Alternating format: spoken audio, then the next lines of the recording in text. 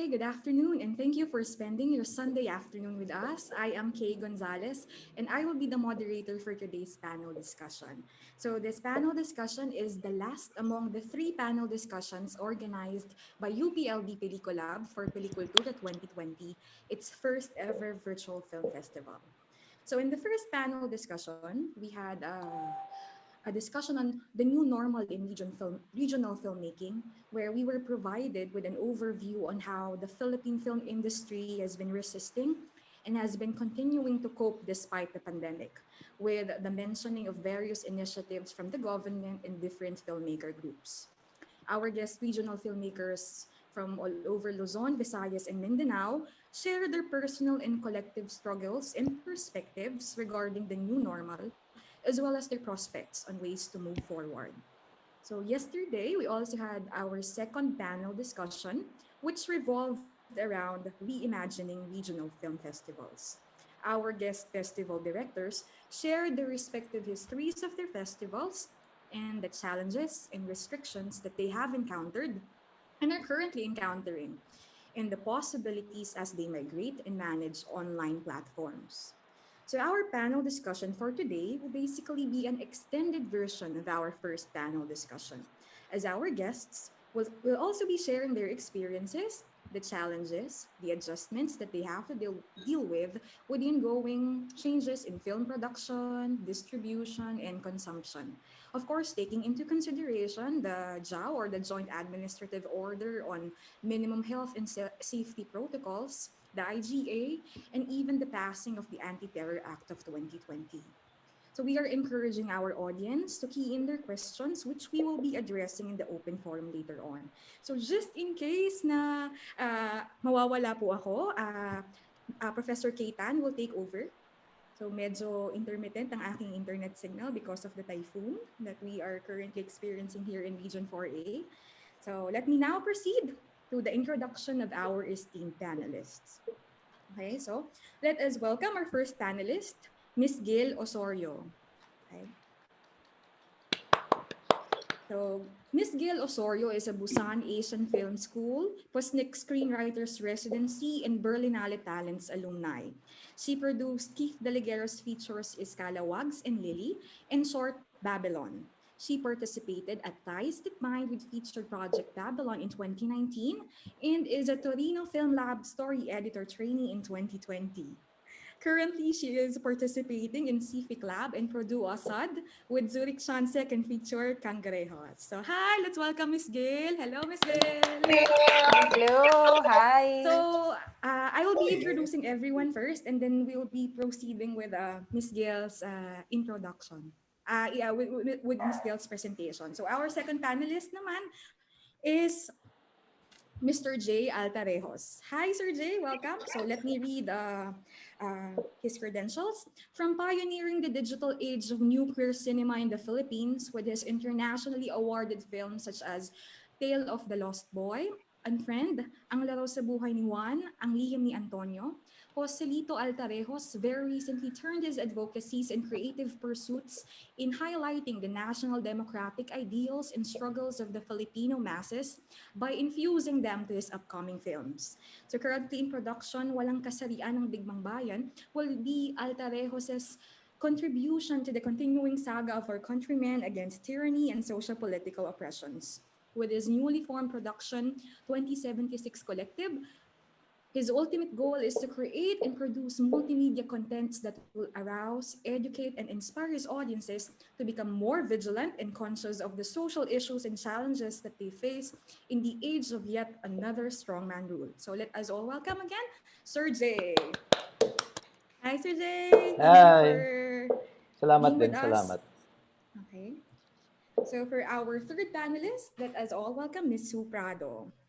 Sue Prado is an actor for film, TV, and stage. She also did jury work for the International Feature Film Section for the 12th East and West Classics and Avant-Garde International Film Festival in 2019 and 3rd Sharm El Sheikh Asian Film Festival also in 2019. So again, let's give a big round of applause, virtual applause, to Miss Sue Prado. Hi, Miss Sue. Hi. Welcome. And of course, also joining us today is Mr. Perry Dizon. So Sir Perry Dizon has been a theater practitioner for 25 years with Gantimpala Theater Foundation. In the late 90s, Sir Perry shifted to filmmaking, had a collaboration with director Love Diaz in a span of 10 years, producing internationally praised opus premiered at A-listed film festivals from Mostra in Venice to Toronto in North America, Locarno in Switzerland, and Cannes at the French Riviera. At present time, Sir Perry is back in Mindanao, currently collaborating with budding filmmakers from the region as production designer and actor, producing stories that represent the regional people's experience and aesthetic influences. So again, let us all welcome our four panelists for our panel discussion today. From the Hello po! Kamusta po? Okay. So we will start with the presentation by Miss Gail. Hello, hi. So, ayun. There. Can we zoom out para lang makita lahat? The whole 2020. So, okay. So, late last year, 2019, my goal talaga for this year is to develop my two projects. Babylon by Keith Deligero and Cangrejos by Zurich Chan. So they're both regional films, one from Cebu, one from Zamboanga. So for the whole year, I was gonna attend film labs. So ito yung, so you can see naman in the screen that I was supposed to travel to Ukraine, to Thailand, Finland, Singapore, Switzerland, Italy. Yun, so basically 12. So basically my whole year, jet setter mode. But then, yun nga, when the COVID hit, siguro, I think the last one I went to is Berlinale Talents in Berlin sa February. Sa Davao, hindi na ako nakapunta. Si Zurich na lang ang pumunta. So during March, yun, one by one, all the programs that I got accepted in, sent emails na, no? Lahat na dumating that all of them would be suspended muna, or they're still thinking how it would happen because all the borders were closing. So in March, I was kind of depressed when I got all the emails. I already applied for visas to all these places. I already have my plane tickets. So I was busy getting my refunds. Mga airlines naman, yung 6 months yung refund dumating. Like lately, may mga refund pa ako na dumadating. So it was a very stressful time for me, no? Yun, I wasn't involved in any shooting. I didn't plan to shoot anything this year. So buti na lang. Because one good thing siguro na I didn't plan on that because I know a lot of the studios that are doing that. Daming nangyari, no? Miss Sue and Sir Jay can talk about it later on, the effects in the production side. So ako, mine is just development side, I guess, ng filmmaking. So yeah, naging online lahat. What the programs that I applied to, especially for Torino Film Lab, what they did was, instead of 3 sessions, no, the participants were like, the online would not be as effective as going offline kasi wala na yung mga networking, wala na yung mga break time na chikahan, socializing, which is dun ka actually mas may makukuha na ideas for the development of your own project. So, yun, parang 50-50 dun ka mostly nakakakuha ng ideas. So, wala na yun. What the programs did was they added more sessions. So, instead of 3 sessions, naging 5. So, I was still depressed pa ako, no? Suddenly, I was so busy kasi I have 5 sessions na already. Like, every week, I need to read 4 scripts. I need to give feedbacks to 4 scripts. I was applying pala as a story editor. So, I was training to be a script consultant for TFL. For the other labs, I was a participant, so I had a project development. But specifically for TFL, it became so busy for me. I guess dahil doon na-uplift ako sa depressive state ko kasi I was so busy now reading scripts, giving feedbacks to filmmakers.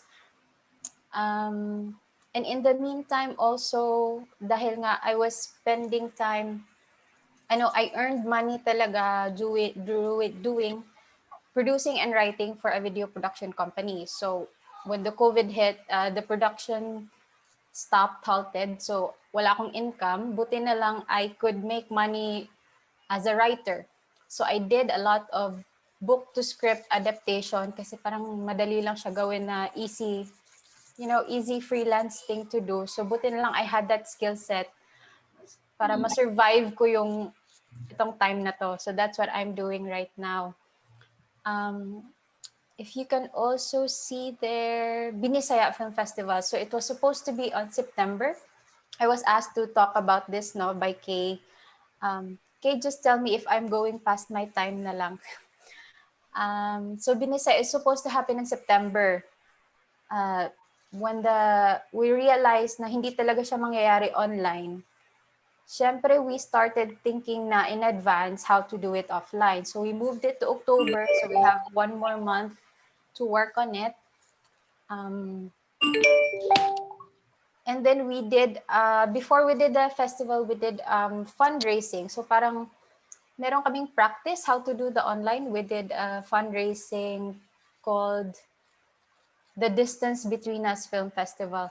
So we did a 1-week film festival. May mga shows every night or every week ba yun?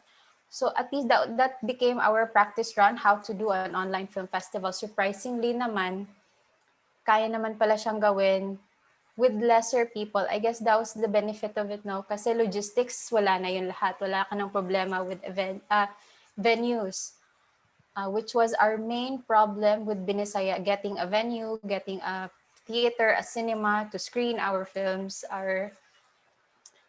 and now the online na siya, it became easier. I guess that's one benefit of it. Actually, the entire festival, Keith wanted talaga me to say this, no? That siya lang daw nagpatakbo ng buong festival. So, siya lang, Superman, as Miss Kay said. Yeah, I guess yun yung benefit ng online. Also with viewership, if you would do an offline film festival, syempre, people from Cebu lang ang makakapanood. So with this, dahil geo-locked kami for the entire Philippines, we had more viewers actually na outside of Cebu. It doesn't necessarily mean that we earned more the festival. We didn't know kasi if we would have audience. So even though meron kaming ticketing package, like a festival pass thing, we gave away a lot of tickets, no, which is actually ang daming nag-avail nun. So we had a lot of audiences who claimed of the free festival pass. So I guess we had a lot of viewers, but doesn't necessarily convert to profits, no. But we weren't really thinking of profit at this point kasi we just wanted to have the festival. Because this is our 10th film festival, so medyo malaking milestone siya. Keith just really wanted to push through with it. We didn't care na if we had profit at the end of the day. We just wanted to show our films. We also made it into an international film festival. We invited films from like Brazil, Iran, Vietnam. So the entire parang international siya. Kasi it's wala na siyang limit eh. That's the thing, I guess. Na wala na lahat eh. So we can just do whatever we want. And then we had nightly performances. So we invited people, nag-live sila na nagtutugtog and everything. At the end, our closing is DJ Love, if you know DJ Love, Budots. So that was our closing. So I guess it was a fun, I don't know, experiment ba siguro? So yun, if this goes on to the next year, at least we have experience na, no? Siguro one mistake that we need to learn from was that all our films were in Vimeo VOD. So at the end of the festival, we had to delete all our films kasi for security purposes for the filmmakers. What we failed to do was save our analytics before deleting. So actually, we don't know how many people watch. We didn't save our analytics, so it's like nabura lahat. But so yeah, at least we learn from that mistake. So the next time, yun. Yeah, I guess if you have questions, Kay, I think I'm done with my. Miss Gail, thank you for sharing the coping mechanisms that you were able Mm-mm. to do personally to be able to survive this pandemic. Pati po naging rich din po yung pag-share niyo ng mga programming changes and additions in terms Mm-mm. of sabi ni Saya na pwede sigurong ma-adapt din ng mga regional film festivals na mag o online platform eventually kasi more likely medyo matatagalan pa ang Yes. ganitong Mode of sitwasyon. So, operation, yes. and we are taking note of yung importansya ng analytics, lalo-lalo na kailangan natin makita yung reach. Mm-mm. Gaano kadaming tao ang nanood, actually kung saan din sila nanggaling para mas makita natin kung saan yung mga areas na possible points of improvement natin in terms of advertising and marketing our films. Pero rich din po yung na-share nyo na hindi na lang na-limit na mas Yeah, sa Cebu lang. So it's na Cebu lang. yeah. So and then mas naging accessible nga dahil sa online platform. Mm. Ma'am Kay, may questions ka kay Miss Gail? Yeah. Ngayon na pala. Okay, thanks for sharing your experience. And I can I can imagine your difficulty of going through sudden changes, doing certain routine kumbaga, or even your plan. So you mentioned that at the start when things were changing, you felt a little depressed. So Yes. and I know hindi lang ikaw ang naka-experience ng ganong klaseng overwhelming or parang anxiety, no, na feeling. So, I was wondering if you can, although nabanggit mo na na-overcome mo siya because of like yung kabisihan, Oh, biglang na busy, yes. yeah, but just thinking about the issue of mental health Yes. among us, among film workers during this pandemic, if maybe you can talk about more what if hindi tayo na busy, what if how Mm. we can cope with this kind of overwhelming feeling. Okay. So I guess for me, the first thing I did talaga is take a step back from social media. I'm not active na ngayon on Facebook, on Instagram, kasi I just saw a lot of, you listen to the news and then ito pa may mga nangyayari pa in social media. So it added more sa overwhelming feeling na, oh my God, ano na nangyayari sa mundo? Where do I place myself now? So I had a lot of those, no? So a lot of self-care. Grabe, daming self-care. Panonood lang, like lazy day, Netflix. Well, kinancel ko yung Netflix ko. So I guess, nanonood lang ako ng kung ano-anong mga K-drama,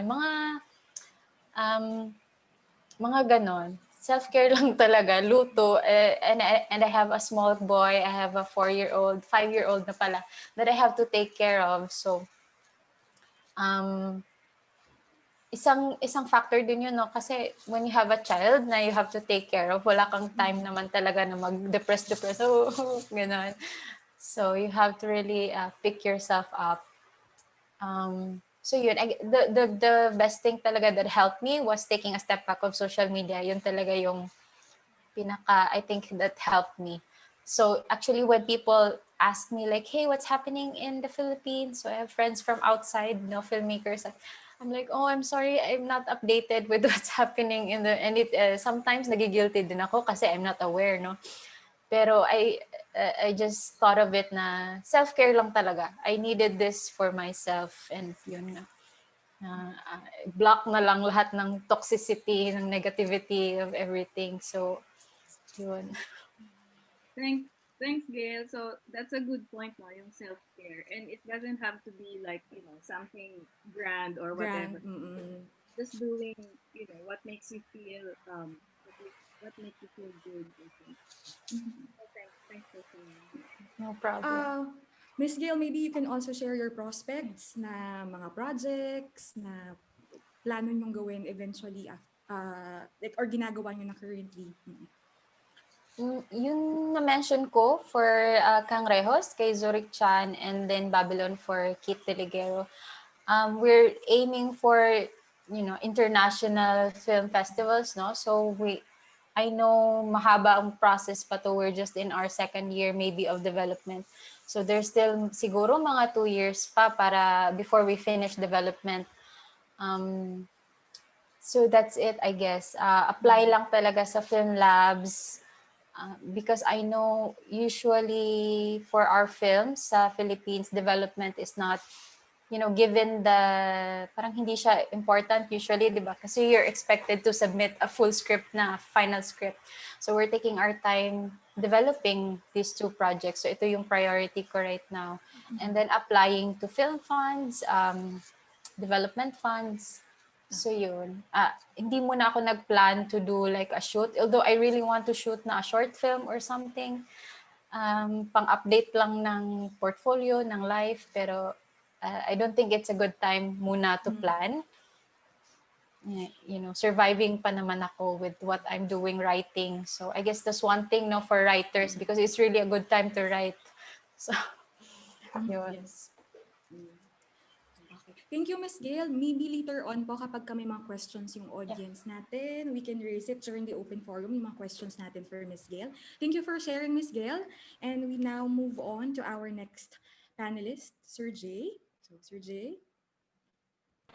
Ay, magandang gabi sa inyong lahat. Good afternoon, good evening to all of you. I'm Jay Altarejos. I produce, I direct, and of course, I write. We have a group called 2076 Collective. So, as like every one of us, 2020 started like a good thing. It was promising, no, at the beginning.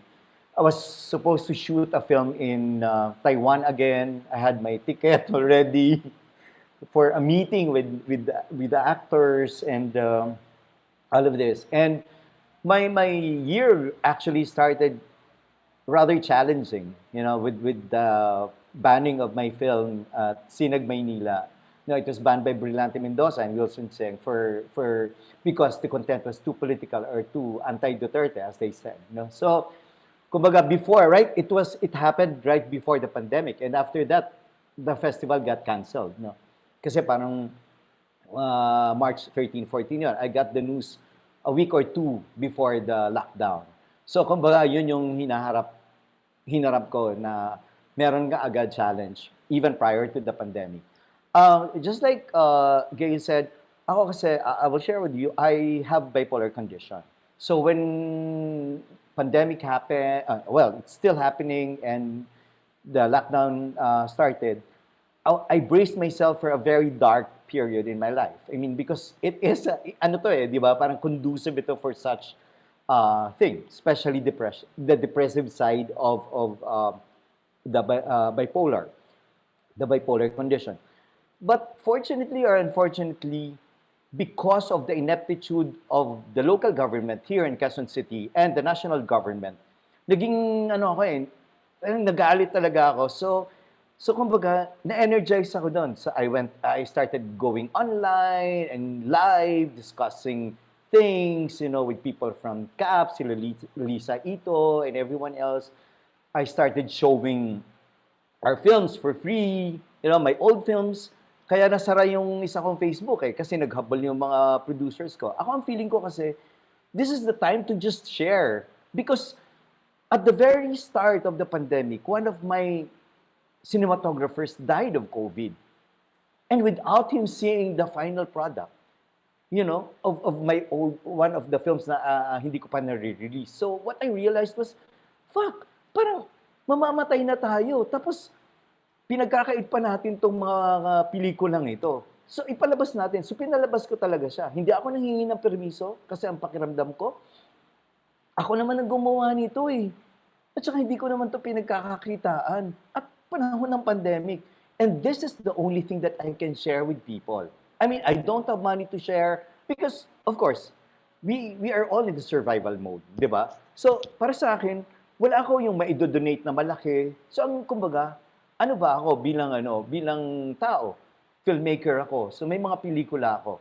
Yun ang isi-share ko. So, yun yung thinking ko talaga, no? So, parang, yun. And then, that showing, na-formalize siya around May na parang we launched a small online channel called 2076 Balangao Channel, no? So, dyan, iba-iba yung laman. Siguro, maybe we can just show the landing page of yes. So, that's the online channel wherein there's a space for all my films that, but I do it na parang invitational. And then we have discussions, and then there are other contents like Ciclo, and then I also do live discussions in 420p, and we also show films from the regions through Pasine, and we have, nandun na, invite nga namin sila Keith, and we have conversation with Manunuri, Tito Valiente. And then, because of the closure of ABS-CBN also, so talagang parang ang ginawa ko nun, nagtrabaho during the pandemic. I didn't have the luxury of watching Netflix because for one, I don't have a subscription to it. So parang, yun talaga, very basic. I live a very basic life. So yan. And then, we have come up with a series based on, or inspired by the closure of ABS-CBN called the Balangao series. So, nasa second episode pa lang kami because when anti-terror law was signed no? Some of our co-workers got afraid. So, parang unti-unti nawawala yung mga support, nag-share, yung, alam mo yun. So, doon ko talaga nakita na itong ginawa na terror law ng gobyernong ito, malaki ang epekto. Kaya nga yung title ng ano natin, ng Alter Lives, para sa akin, hindi lang ito dahil sa pandemya eh. I mean, sabi ko nga kanina pa, since 2016, our lives have been altered by this administration, especially by this president na walang habas na pumatay na mga inosenteng tao. So parang sa akin ngayon, we are facing two catastrophic events, Duterte administration and this pandemic. So, dahil dyan, ito yung naging response namin, hindi lang sa pandemya, kundi pati kay Duterte. Gumawa at huwag matakot. Kasi syempre, yun naman ang gusto nila, matakot tayo mga cultural workers, tayo mga film workers, na gumawa. Tapos, syempre, during the pandemic also, meron din tayo yung mga sinasabi na, meron mga nagtatanong, are we essentials? Are artists essentials? No? Of course, kasi ang nakikita natin, the frontliners, of course, they are at the forefront of the fight for the disease. But I've always maintained that we never cease to be irrelevant or we never cease to be not essential. We are essential at all times as artists. At sa katagalan, nakita natin yon. Yung mga pelikula natin ang bumubuhay, nagbibigay ng panandaliang relief man lang, mga kanta, mga tula. So, kaya ako talaga parang, yun ang naging mode ko sa buong pandemyang ito eh. And thankfully, I only had 2 depressive bouts because of that. Pero kumbaga parang pinagod ko yung sarili ko. Hindi ako natutulog, nag-edit na rin ako, nag-shoot. So, nag-shoot talaga kami kahit online, Zoom, nag-shoot ako sa labas, kahit phone. So yun ang naging response namin dito sa pandemic na to. And at dahil din sa pagpapalabas namin ng mga pelikula from the regions, dito ko nakita na mas matatapang at mas nakaangkla sa taong bayan yung mga kwento from the regions. Yun. So sabi ko nga, baka yung future na tinitingnan natin ng Philippine cinema, ang future talaga ng Philippine cinema ay manggagaling sa regions. The Philippine cinema is so saturated with stories from Manila, no? And filmmakers from Manila without us knowing na ang dami pala. Pag napapanood nga namin, sabi namin ni Tito Valiente, some stories are so detached from us na namamangha tayo na nangyayari kunyari sa kila RD Barbarona na sinusunog yung mga eskwelahan ng mga lumad. So tayo dito, ang pinag-aawayan natin, mga pinopost lang natin sa social media. So kumbaga parang, ang ganda rin na etong panahon ng pandemya, nagkaroon ng mas, para sa akin, para sa amin, nagkaroon kami ng mas malawak na pag-intindi, hindi lang sa pelikula, kundi sa buhay mismo. At yun yung inasahan ko sana sa industriya na habang bumabalik tayo sa new normal na tinatawag, na meron totoong pagtataya sa kung ano yung dati nating kagawian, hindi lamang sa industriya, kundi sa buhay natin at kung paano tingnan natin yung mga kwento ng mga Pilipino, ng mga ordinaryong Pilipino. Di ba? Kasi parang paulit-ulit lang tayo. Tapos pati yung pakikitungo natin sa ating mga kapwa manggagawa, inulit na naman natin, no? Na hindi natin ipaprioritize ang ating buhay. O kaya, yun nga, yung parang iniisip ko noon, sana pag bumalik tayo sa normal, ma-address natin yung dalawang question, dalawang tanong na for what and for whom are we creating this, the art that we're doing? I mean, because marami sa atin ang gusto lang maging bahagi ng Netflix o ng I Want siguro. Alam mo yun, yung mga online, wala namang masama doon kasi nga, we are surviving. Pero tingin ko, kung gusto natin maging matagal na kabahagi ng paggawa ng pelikula, siguro may mas malalim na pagtingin sa kung ano yung ginagawa natin. At kanina nga sabi ni Sue, eto yung tamang panahon. Dahil ako, lagi ko itong sinasabi, kung ang mga generations before us had World War II or World War I, this is our World War III. I mean, it is a worldwide catastrophic event. And I think every after cases like this or events like this, nagkakaroon ng pagbabago sana sa pangkalahatang pagtingin, hindi lamang sa pelikula, kundi sa buhay. Maraming salamat. Thank you, Sir Jay, no? Sa napakadaming insights sa shinare nyo. One of the takeaway points talaga na tumatak sa akin is yung hirap ng kalagayan ng mga filmmakers ngayon na takot ka na nga sa pandemya, takot ka pa sa gobyerno. So paano ka naman makakagawa? Paano naman ang creative process mo bilang isang individual at bilang parte ng isang kolektibong grupo, ano? So napakahirap ngayon mag-express, mag-share. So napakalaking although na-mention nyo nga na napakalaking problema, nakita nyo siya bilang isang malaki namang oportunidad na dahil mas sabihin na natin mas maraming nasa bahay ngayon, nakakapag may access sa internet, ay may opportunity naman kayo na para mas maparamdam sa kanila na essential talaga ang role natin bilang mga film workers. So thank you, Sir Jay, for sharing that. I think another takeaway point is yung na-mention nyo kanina na this could have been hindi lang siya corrective, no? But an opportunity sana to change a system na nakita natin lalo yung mga flaws na meron tayo sa industriya. Pero hindi yun yung nangyayari. Ang mas nangyayari ay mas nakikita natin yung problemang dulot ng, of course, ng gobyerno natin sa kasalukuyan and then yung pagkaka-divide natin. Oo. So, Ma'am Jay, ikaw, anong tingin mo sa na-share ni Sir Jay? Ayun.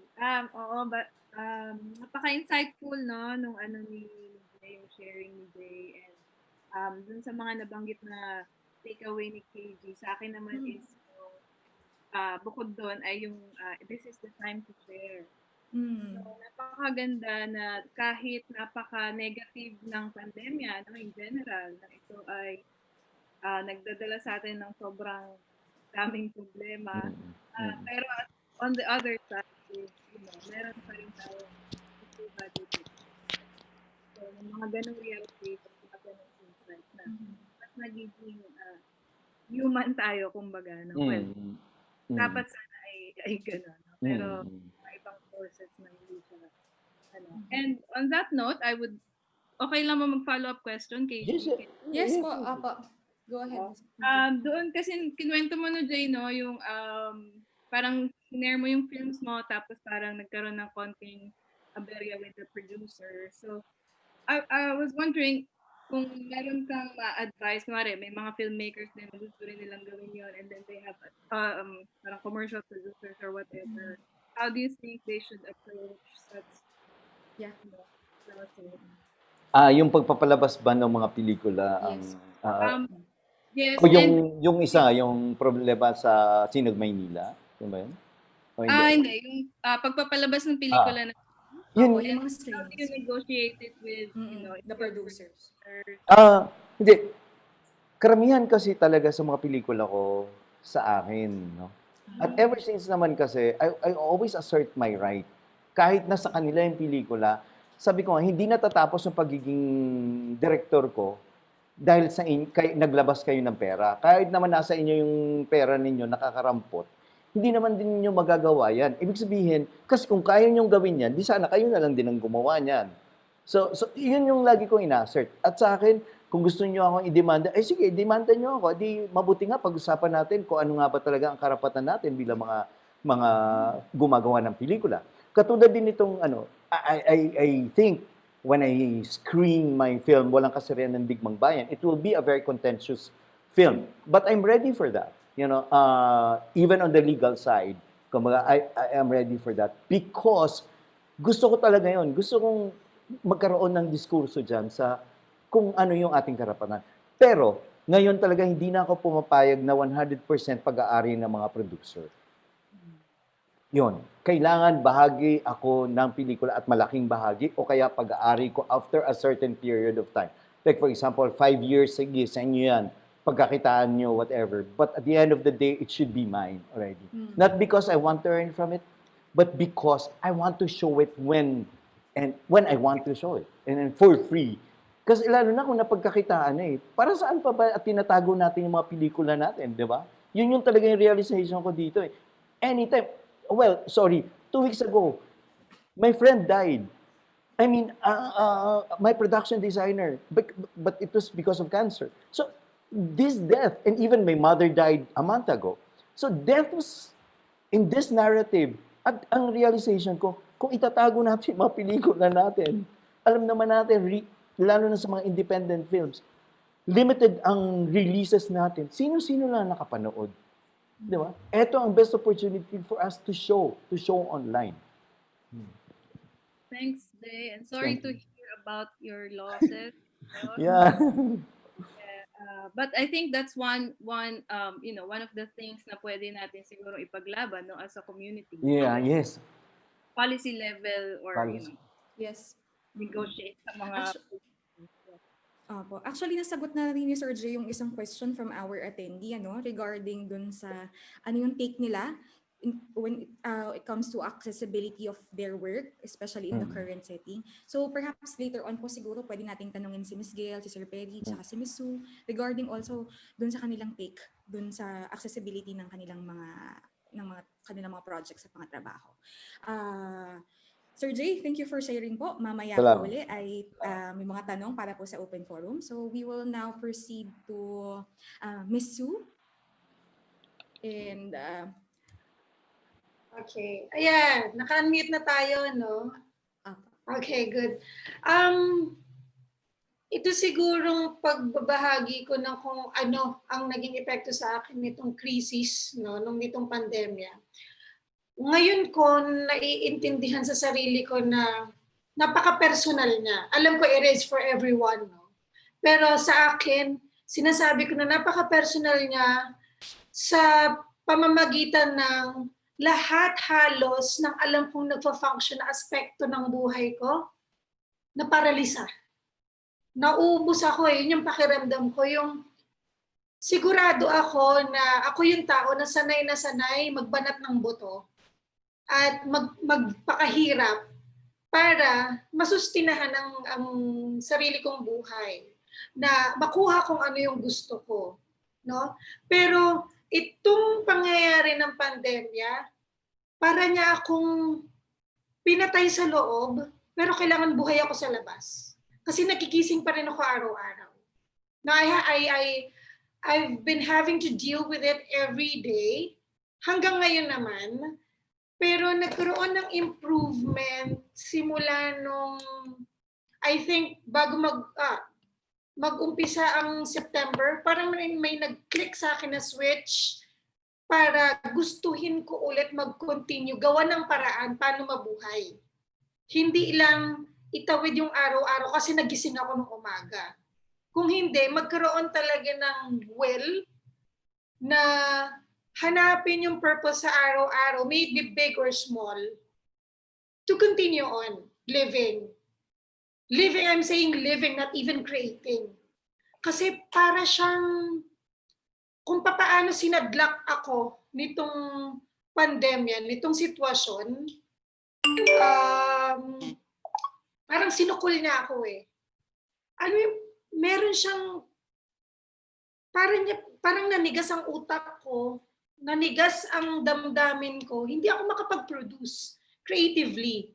Kahit na araw-araw kong binubugbog yung sarili ko na come up to produce something na I'm so used to doing before, before all of this shit happened. I'm so used to it it's something fluid that comes out of me. Alam mo yun, yung kasama siya sa default ko eh. Surprisingly, nung nag-umpisa yung lockdown, puta, wala talaga akong ma-produce na anything. And as an effect of that, wala akong ma-produce na paraan. Paano ako kikita?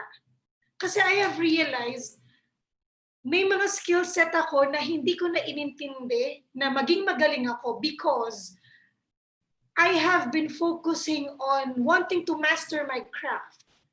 Na ayoko ma-dissipate yung focus ko. Na may iba akong skills na pinabayaan ko pala talaga.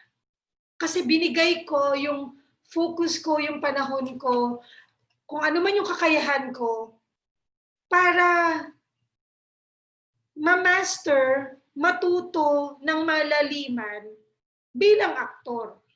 No? Yun yung paraan ko para mag-participate sa pag-produce, no? Pag-contribute sa art, local art, siguro art in general na siguro, no? So, dun ko na-realize na, ay puta, wala kaming gamit ngayon. Kasi walang pakialam yung gobyerno sa amin. Hindi kami kasama sa financial planning ng gobyerno. Dun sa konsepto nila ng pag-aayuda, hindi kami kasama, kaming artists, yung artists, cultural workers, hindi ina-acknowledge ang sektor natin. So, nakadagdag pa yun dun sa pakiramdam ko na paralisado ko. Kasi, nung isinampal sa akin na walang support system na tutukod sa amin, no, sa sektor namin. Ang unang siguro isa sa mga unang naging reaction ng sistema ko diyan, ganun ba?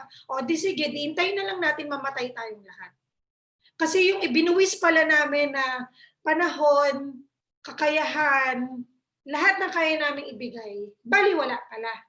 No, para sa bansa na ito dahil hindi siya ina-acknowledge ng gobyerno. So di maghintay na lang tayo, genocide pala yung mangyayari sa atin, no? Kasi wala na akong lakas magalit. 'Di ba? Kasi yung the fact na ikinakamot ko araw-araw yung kakayahan at yung will, yung kagustuhan na ma-survive yung araw-araw, dun palang ubos na ako. What more yung galit, 'di ba? Yung galit sa sitwasyon. Paralisado na nga ako to even try to think about surviving every day, di ba? Tapos magagalit pa, ubos. As in negative talaga in terms of pakiramdam. Nitong September, nung nangyari na I was supposed to have a lock and shoot na somehow makakapagbigay sa akin ng financial gain. Kasi I know all of us need financial recovery as soon as possible, right? Kasi wala tayong trabaho lahat.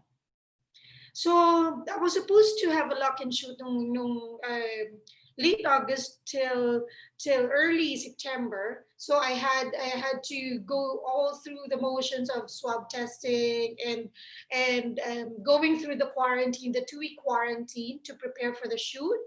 So I did that. I was almost done with my 2-week shoot when suddenly I was informed, hindi na ako kasali dun sa shoot. Hindi na ako kasali dun sa taping. So, Puta, anong gagawin ko? Wala. Wala. Wala akong magagawa eh. Kasi they wrote off my character. Gusto ko man palagan yun, nakita ko na magiging futile siya. At yung natitira kong lakas para i-survive yung mga susunod na araw, kukunin niya eh. Kailangan kong i-prioritize, kailangan kong mamili saan ko gagamitin yung energy na kokonti na natitira nga sa akin. So, in as much as sumasabog yung loob ko dun sa pagpalago na, ganun-ganun nyo lang ni-write off yung character ko. Ganun-ganun nyo lang ako tinanggal ng kabuhayan. For whatever reason, na hanggang ngayon hindi ko pwede naiintindihan kung ano, something clicked in me. Luckily, meron akong kaibigan na nagbebenta ng steaks. And a few moments after sinabi sa akin na write off yung character ko, hindi ako kasali sa taping, inalok niya ako, gusto mong subukan na magbenta ng steak? And I said, sige. Actually, hindi ko alam kung paano. Umuo lang ako kasi what else do I got better to do? Wala akong trabaho di ba? In the coming days. So sabi ko, subukan ko lang. And then I started asking friends kung kumakain pa ba sila ng karne, kung interesado sila na kumain ng steak, at kung gusto nilang bentahan ko sila. Kasi kung oo, aalokin ko sila. Kung hindi, no hard feelings. Wag. Anyway, so I was able to, nakakatuwa kasi yung mga kaibigan ko nag-respond positively. And that's, when I started, that's how yung pagkakalakal ko ng laman na frozen ay nag-umpisa. I got encouraged because of the positive responses of my friends. And then, yung paraan na araw-araw may kailangan akong gawin kasi susubukan ko mag-alok, bibili sila, kailangan kong i-dispatch yung mga order nila araw-araw. For some reason, may binuhay siya sa akin. Kasi siguro nagbigay siya ng routine na araw-araw gigising ka, binigyan niya ng forma yung araw ko. Alam mo yun, logistically, meron akong kailangan ma-deliver every day. From there, natulungan niyang unti-unting mabuhay yung kalooban ko. Bumukas ulit ako doon sa mga creative collaborations, may nagpapabasa ng scripts. Alam mo yung parang merong wall na nadurog. Tapos ngayon, somehow, I'm open to, katulad ngayon, I'm here in front of you guys. Kasi kaya ko na. Kaya ng isip ko, kaya ng damdamin ko. Humarap at magkwento kung paano ko pinoproseso tong lahat na tong lintik na pandemya at krisis, di ba, na tumama sa atin. Kaya ko na siya ngayon. Pero kasi nung mga unang linggo, pucha, hindi talaga Merong mga nagre-request ng interview sa akin, paano ko daw minamanage yung pandemya. Hindi ko kaya. Kasi paano ka ikikwento? Hindi ko nga naiintindihan kung ano nangyayari sa akin inside and out di ba? Tapos i-share ko pa sa iba, puta nang damay pa ako, di ba? Na maguguluhan yung isip. So no, mas pinili kong sarilinin siya. At ngayon, mas naramdaman ko na, mas may kakayahan ako na magbahagi at sumagot ng mga tanong. Alam mo yun, wala na ako doon sa tinatakasan ko yung pakiramdam, na binablock off ko, nag-wall off ako, doon sa pakiramdam, sa mga tanong. Ngayon ko naramdaman na may kahandaan ako humarap at harapin itong nangyayari. At natulungan ako oddly doon sa isang bagay na hindi ko alam na kaya kong gawin. Magbenta, magnegosyo. Ngayon ko pa lang siya nararanasan at natututunan. Yun yung nagbigay sa akin ng confidence somehow na nagiging ko everyday na, ito talaga yung problema, harapin natin. Paano? Hindi naman kailangan mabilis. Unti-untiin natin. Basta importante everyday, you have the courage to make a step further. Diba? To make a step forward. Kahit ang bagal niyan, Kebs. Basta pa-forward yan. Diba? Game. Tapos, yun nga, natulungan niya akong buksan yung loob ko na katulad ng mga oral interpretation na nire-record. Alam mo yun, ngayon, open na akong magbasa ulit ng mga tula. Alam mo yung gano'n? Kasi nawala sa akin yun Anything creative before when the pandemic started, tinatanggihan siya talaga ng sistema ko. Alam mo, tumatalbog lang siya. Nababasa ko siya, pero tumatalbog lang siya. Hindi ko alam ba't ganun. So, let me know kung ganun din yung nangyayari sa inyo. There.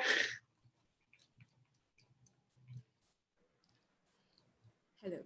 I thank you for sharing, Miss Sue. No? So parang katulad din kay Sir Jay and Miss Gail, there's a need to resolve your personal anxieties first Oh, yeah. bago makamove uli sa pagkikreate at sa creative process bilang artista. And then you also saw new opportunities for other art forms. Tama ba sa pagkakabahagi niyo po kanina? And of course, at nakapag-start din po kayo ng sarili yung business. Wow, diba? Hello, hindi ko pa maklaim. Pinag-aaralan mo pa rin siya. Meron pong medyo personal na po, not really personal, but Oh. artistic question po, na gusto pong ipa-address kay Miss Sue. Wait lang po ha, check ko lang po yung question. From Fernando Bellarmino po. So Miss Sue, ano daw po yung reaction nyo or comment nyo na pagdating sa mainstream cinema o film at hindi kayo nabibigyan ng mas challenging na roles or bigger na roles kasi dahil sa mas laganap pa rin ang star system sa showbiz. Ganun po ba talaga pa rin ang palakaran sa showbiz even ngayon? Well, I think you were able to give us a glimpse of yung sitwasyon, ano? Siguro kung may maibabahagi ka pa rin po ba dun sa ganung pagsa-status quo pa rin sa mga artista despite the pandemic? All right. I don't find it to be a personal question kasi over the years, natanggap ko na bahagi siya ng realidad nitong landscape ng pagpipelikula or pagbuo ng shows at pelikula sa Pilipinas. Yes, may star system talaga. At hindi na ako para banggain yan, magreklamo, sumama ang loob ko, magmaktol about it. Tinatanggap ko na bahagi siya ng sistema and as such, hindi enough yung para pigilan ako na maging bahagi ng pagkikreate. So, dahil walang pag-embrace ng ganun, kumbaga, hindi mainit ang pagtanggap ng tinatawag na mainstream media or mainstream production sa mga katulad namin na may ganito ang pamamaraan ng pag-create. Wala naman sa akin problema yun. Kasi, ang dami pang pwedeng makasama na gumawa. At being, kahit na may demarcation na ginagawa sila na mainstream and non-mainstream or commercial, non-commercial, for me, it doesn't really matter. Because both of them are of equal importance to contribute to the wholeness of Philippine cinema. You know, in the wholeness of the concept of creating, contributing to the society that badly needs pag-aaruga ng soul sa pamamagitan ng cinema, ng kultura, 'di ba, ng sining, 'di ba? It doesn't take away any value or it doesn't give any less of a value so kung ano mang label na ilagay nila dyan. 'Di ba? Importansya yung actual na pag-contribute at yung willingness to actuate yung kagustuhan and thoughts ng may you be a filmmaker, a visual artist, you know, a cultural worker, an artist in general, na alam mo yun, maisama siya doon sa daloy no, ng sining at kultura ng society. That's it. Thank you. Thank you very much, Miss Sue. Okay. So, I will be proceeding na po sa next panel member, Sir Perry. Ayan po. Wait lang po, Sir Perry. Si Sir Perry po ay naka-mute. Tech team, pa-unmute please. Ayun. Thank you very much. Ayan, there you go po. Okay. So, ako na ba ang magsasalita, Kat? Yes po. Yes po. Apo. Bakit si Sue ang nakikita ko? Ayun ba yun? Anyway, so ganito. Paano ba natin simulan to? Ako ay isang, ano bang tawag doon? Stranded locally stranded individual since March 15 nung malate ako na habulin ang aking flight going back to Davao. So for 7 months, nandito ako sa Manila at hindi ko na alam kung anong nangyayari sa bahay ko sa Davao. Yeah. Nagsimula yon nung gumagawa ako ng production for Chris Gosom. Nag-location hunt kami sa Baguio. At yun, magla-lockdown na nga daw. Nagmadali naman akong bumaba sa Manila para pagpunta lang sa airport na late ka na, Ryan. So, okay lang din naman. Hindi ko rin alam kung paano gagawin o kung paano mabuti na lang nandito yung kaibigan kong si Franny Zamora na, "Uy, dito ka lang, sa bahay ka lang, friendly ka dyan."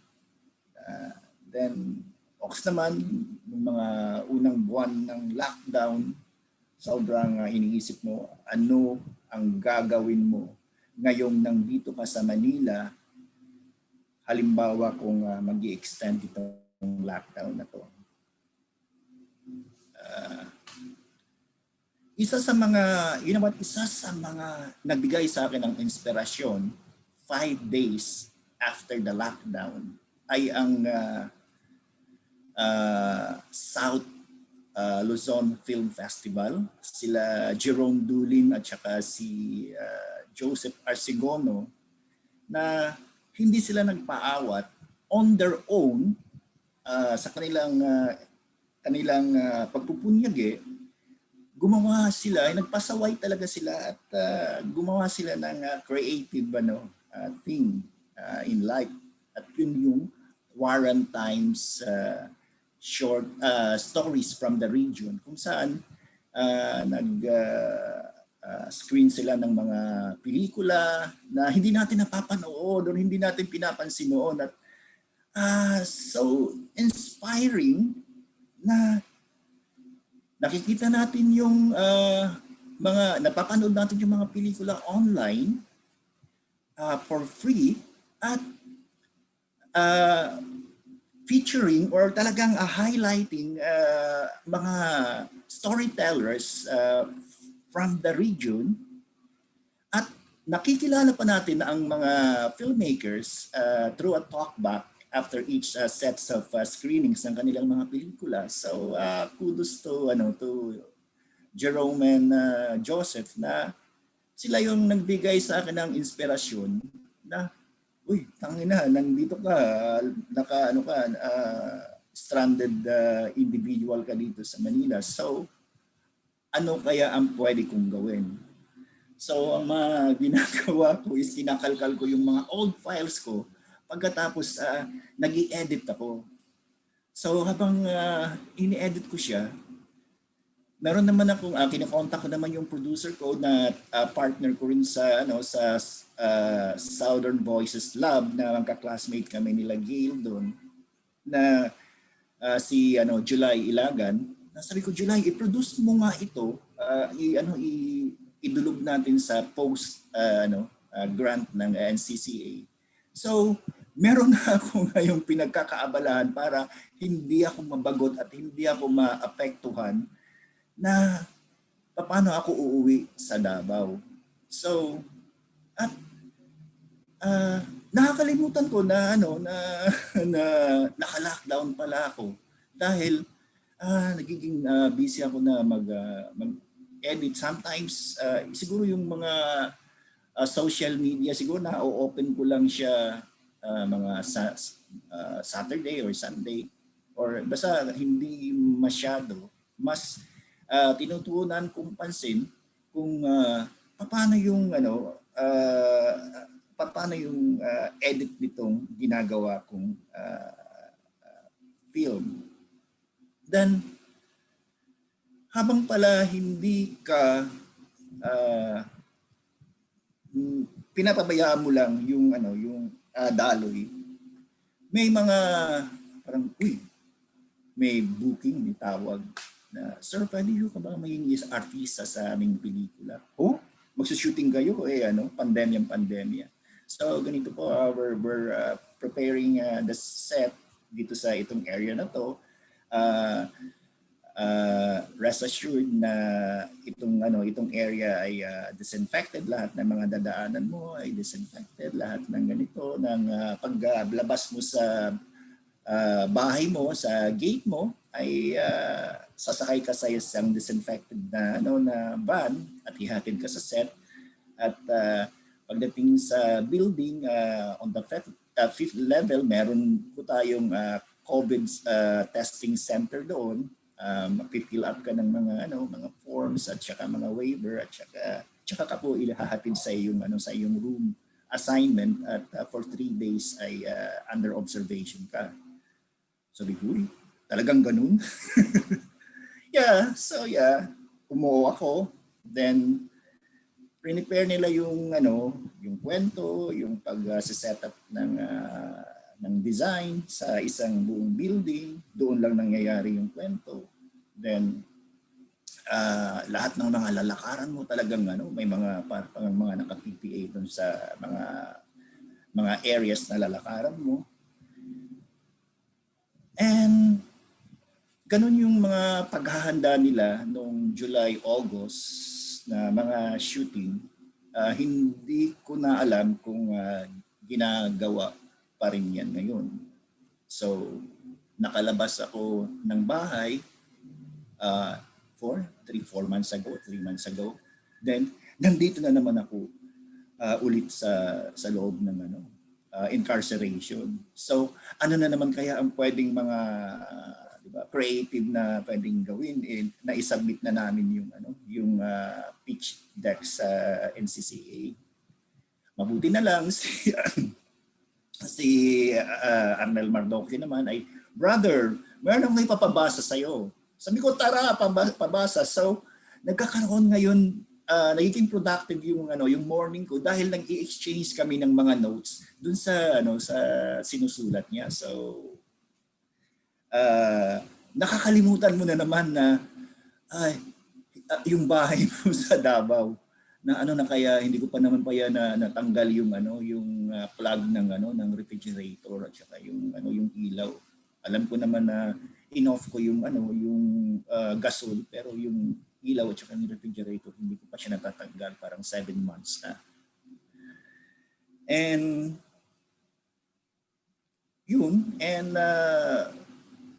meron akong isang nakabinbin na international thing na hindi ko alam na okay pa rin pala na mag-shoot pa rin pala. So, eto ngayon yung mga ginagawa ko. Hindi ako lumalabas ng bahay, pero lahat ng mga paperworks ko ay ginagawa ng aking associate. Pagkatapos nag-i-exchange lang kami ng mga papel, mga papeles sa embassy or kung saan man yan dadalhin through thank you to Lala Move, di ba? Parang ganun. Sila yung mga courier na gumagawa para sa akin dahil nga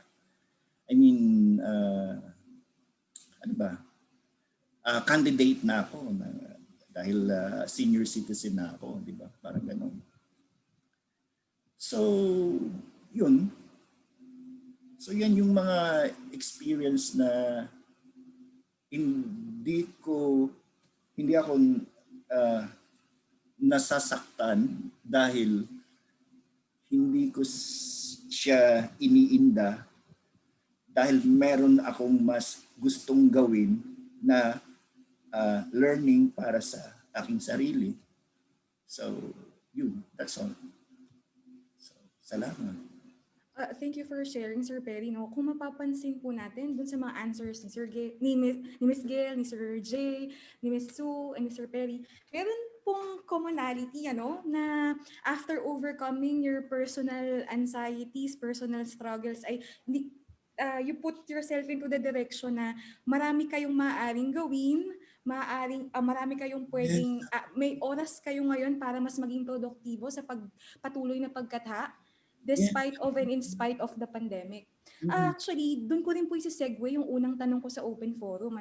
Ang pinakatanong ko po ay, ano po ang ating tindig na tayo ay patuloy pa rin po sa paggawa, pagiging creative, pag-share ng ating mga outputs. Pero yung assistance po mula sa mga government institutions ay almost bare minimum. Paano po tayo nag-a-adapt given that scenario? Ay, sige po. Si Miss Su po ay ready na po sa kanyang sagot. Yes po. Go ahead. Sige. Kasi ako, ipinangako sa sarili ko na bago ako magreklamo, susundin ko muna yung mga iniutos ng gobyerno na kailangan nating gawin as mamamayan para ma-avail yung say ayuda, financial aid, Ginawa ko lahat yan. Punta ako sa barangay a few times. Ano pa to? I think this was during the first month of the lockdown pa lang. Trinabaho ko na sundin by the book kung ano yung sinasabi nila. No, kasi yun nga, wala tayong hanap buhay. So I did try doing that, exposing myself doon sa barangay hall a couple of times. I mean, once is too much already, di ba, sa panahon ng pandemya, para lumabas ka ng bahay. So I did that thrice. Wala akong nakuha. Ang sinasagot lang nila sa akin noon, ay wala pa po kasing guidelines na binababa. So I kept on asking kailan dadating yung guidelines. Wala silang masagot sa akin.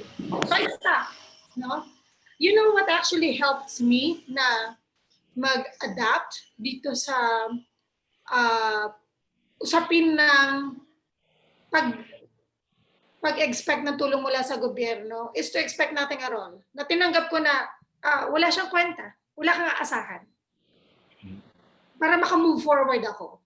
Kasi yung pag-asa, I kept on hoping na merong tulong financial man lang at the very least na naibibigay yung gobyerno dahil kinulong nyo kami. Hindi nyo kami ngayon binibigyan ng pagkakataon maghanap buhay dahil nakakulong kami. Diba? That's the right thing to do. Yung kaasa ko na dahil kinulong niya kami, bibigyan niyo kami ng ayuda, tapos hindi naman nangyayari, hindi natutupad yung pangako, yun yung lalong nakakaparilisa sa akin. So, tinanggap ko na, wala talaga tayo aasahan. Sa tingin ko, yung nakatulong sa akin, yung pagtanggap na yun na wala talaga tayo-tayo na lang to, mga kaibigan, tayo-tayo magdudugtungan dito. Tanggapin yung realidad na yun. Sa tingin ko, yun yung mas nagbigay sa akin ng fighting chance mabuhay. At sa mga kaibigan ko. Kasi, tinanggap namin yung totoo. Diba? Na, pinababayaan kami ng gobyerno. Pinababayaan tayo ng gobyerno. At nasa sa atin yun, at sa mga kaibigan natin, sa mga minamahal natin na magtulong-tulong tayo para pare-pareho tayo makasurvive. Otherwise, umaasa tayo sa wala. Ayun. Yes, go ahead po, Sir Jay. During the FDCP, diba, they announced that they gave ano ba yun? Yung care. Yung DEAR. Yung DEAR program, sorry. DEAR program. So, ang daming requirements, sa totoo lang. Ang daming requirements na tapos paulit-ulit yung red tape. So up to the point, tapos ang ginawa ko, ang mga tinanong ko yung mga kasama namin sa trabaho kasi may nabinbin kaming trabaho dahil sa isang series siya na Nocturnals of Manila yung title. Tapos, ang in-apply lang namin, yung nagsabi na kailangan. So, ito yung mga sa production department. No? Ako, hindi na ako humingi dahil pakiramdam ko, sige, baka mas yung sa oras na yun, yung mas may kailangan, parang gano'n. No? Pero kailangan ko rin talaga. So, ang tagal nung proseso. Nung nagalit lang ako sa Facebook, saka lang na parang, ano ba, hindi pa ba sapat na sila ay bahagi na ay manggagawa, no? Ano tong mga kailangan nyo ng certificate na katulad ni Sue, sinunod ko naman yung mga kailangan nyo ng certification mula sa producer, kailangan ng mga, nagbigay pa ako ng mga pictures during the shoot and everything. Pero hindi ko alam, no? Parang sabi ko na lang nung nagalit na talaga ako at tinawagan nila ako na, sorry po, ngayon lang kami nakipag-coordinate. So what is the barest minimum na kailangan ng isang ano? So apparently parang ID lang na dalawa. So ibig sabihin, pwede sanang napagaang. Di ba? Ang tagal talaga, promise, mga 3 buwan bago na proseso yung gano'n, no? So Kung- Jay, 3 Yes. months? Yes. Nag-post lang ako at tinag ko yung FDCP kasi ganun ako eh. Pag nagre-reklamo ako, itatag ko talaga sila. Hindi pwedeng magre-reklamo lang ako tapos mababalitaan lang nila nagre-reklamo ako. I will tag the person, I tag, I think, Liza Dino because trabaho nila yun eh. And nung tinawagan ako ni Dave, yun ang tanong ko, what is the barest minimum na requirement? Kasi hahingan nyo kami ng ganito naka-lockdown tayong lahat. Saan kukuha yung mga tao natin, di ba, ng ganyan? Yun. Tapos, syempre, pagkatapos nun, wala na. So, tama. Yun nga ang na-realize ko, tayo-tayo na lang to. Hanggang ngayon naman, no? Tayo-tayo na rin lang talaga to. Mababayaan na tayo. Unti-unti na tayong pinapakawalan. So, it's really up to us now. And this is where, and this is when we see how defective and corrupt this government is. Wala. Hindi lang ito, kundi pati yung mga iba pang leader sa ibang bansa. Na-expose talaga sila ngayong panahon ng pandemya. How about me? Yes, go ahead, Miss Gail. So, me, ngayon, where I am no sa stage ko ngayon na development, actually, meron akong tina-target na mga funds, mga grants, gano'n. Si FDCP, meron silang Create PH thing. Yeah. So, yun yung next step ko na parang, uy, finally may something, no? To create, to fund a development, project development, gano'n, mga 100K, 200K. And then in terms of si Kit naman, nakakuha siya nung NCCA thing to make a short film, parang 70K. Oh, Oh, so, well, hindi pa dumadating ang pera kasi, nga, government. Pero parang mga 3 months na namin hinihintay. Pero alam mo na may dadating.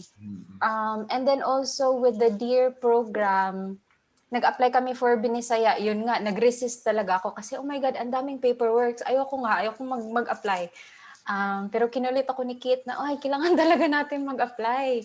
So, yun, nag-apply kami. Yun nga, bare minimum. Tinanong namin finally after 3 months na parang, pwede bang i-lesser yung requirements or something? So, yung binigyan nila kami na, sige, ito na lang yung i-submit nyo.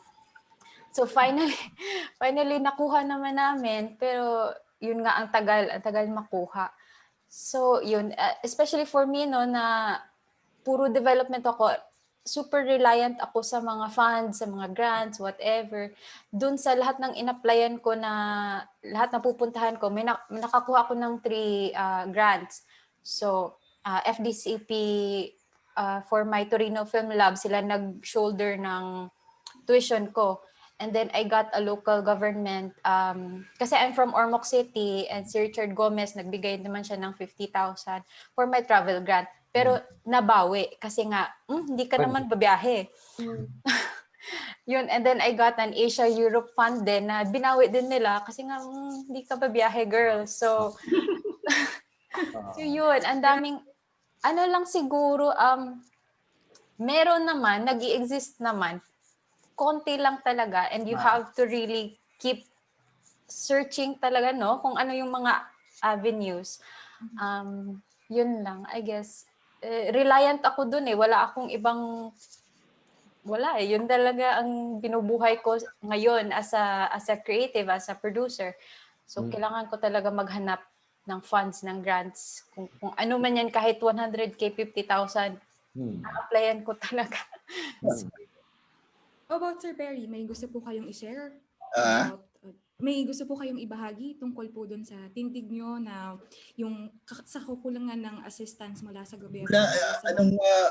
Unang-una pa lang nung in-email ako nung mga associates ko from Mindanao, sila RB, na, brother, mag-apply ka dito. Sabi ko, bigyan mo na lang yun sa ibang tao, parang hindi ko yan, hindi ko naiibigan at naiibigan yan. So, yun, hindi na ako nag-apply din. And yeah, kagaya ng sinabi ni Sue at saka ni Jay na ay, pagpaubaya mo na yan sa kanila kasi wala talaga, hindi ito yung tamang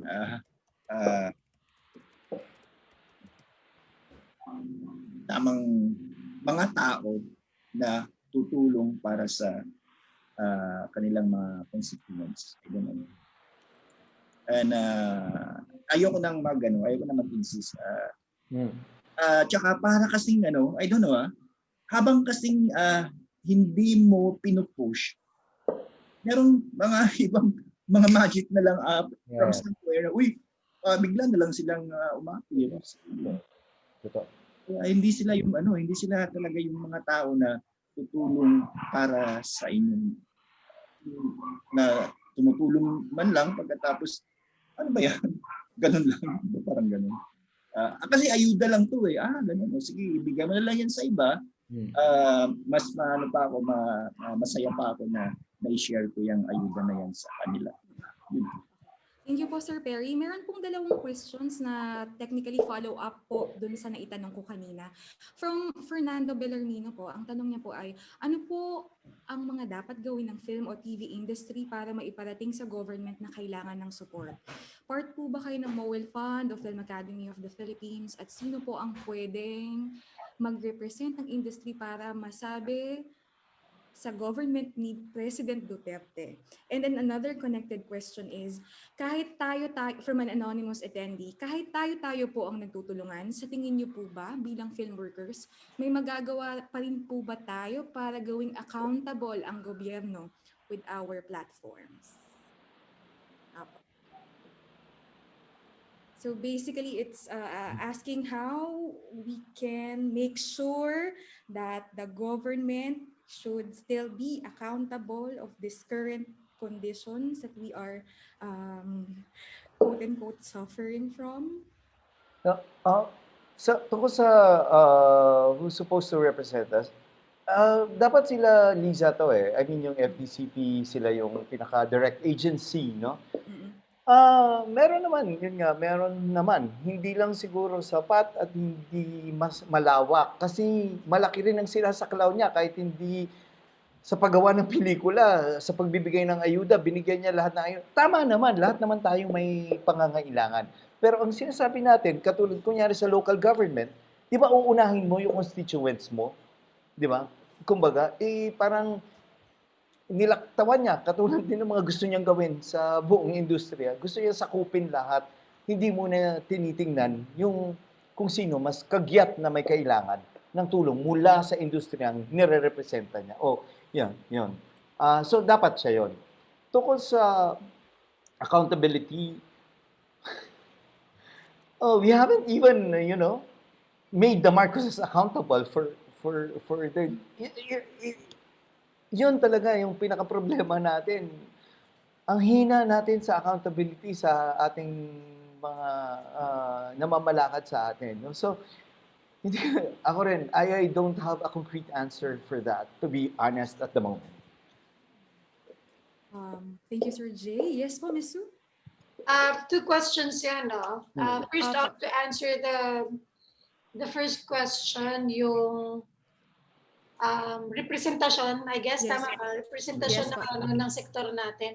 I think it's really important that ang mapagtuunan ng pansin yung legislative aspect ng issue. Kasi we can rally all we want. Yeah. However, kung walang batas na present o kung meron mang batas na pero hindi maayos ang implementasyon ng existing na batas in relation to culture and the arts, no? Wala. Salita lang siya.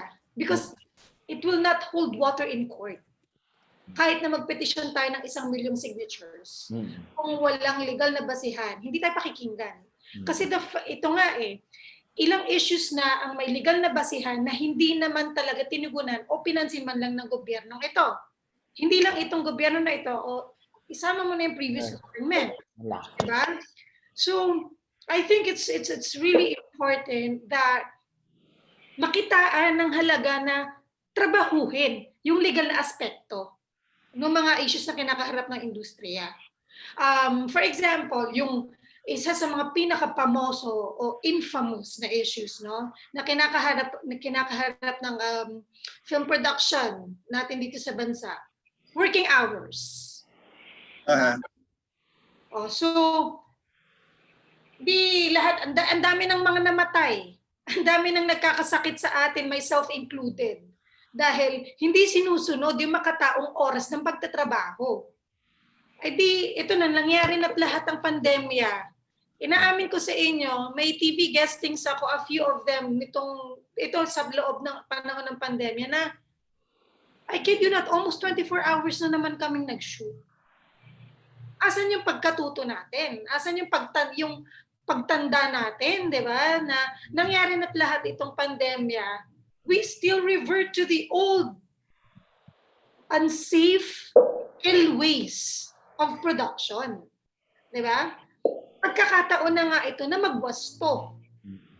Di ba? Na nakita na natin how problematic and fatal the existing system that we have is. At ngayon naman may panahon tayong mahimasmasan at mag-create ng bagong sistema because we have to adjust accordingly sa given, 'di ba? Sa mga given at doon sa lalo pang pagpapahalaga sa safety.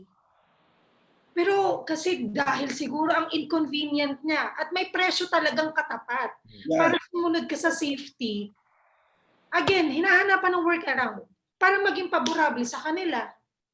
Diba? Na umubra sa kanila regardless, disregarding the optimum safety of the people. Diba? So, isang example lang yon. Again, there needs to be a legal basis na legal na magpoprotekta sa atin. Hindi lang sa sektor natin, kung hindi sa ating lahat as manggagawa in general. Diba? Without that, again, ang pao yan, salita lang talaga yan. Okay? I agree with Jay, bilang ang FDCP ay may development nga, kaunahan no, sa pangalan niya, nakaatang sa kanya responsibilidad na yan. Diba? Pangalawang tanong ay accountability.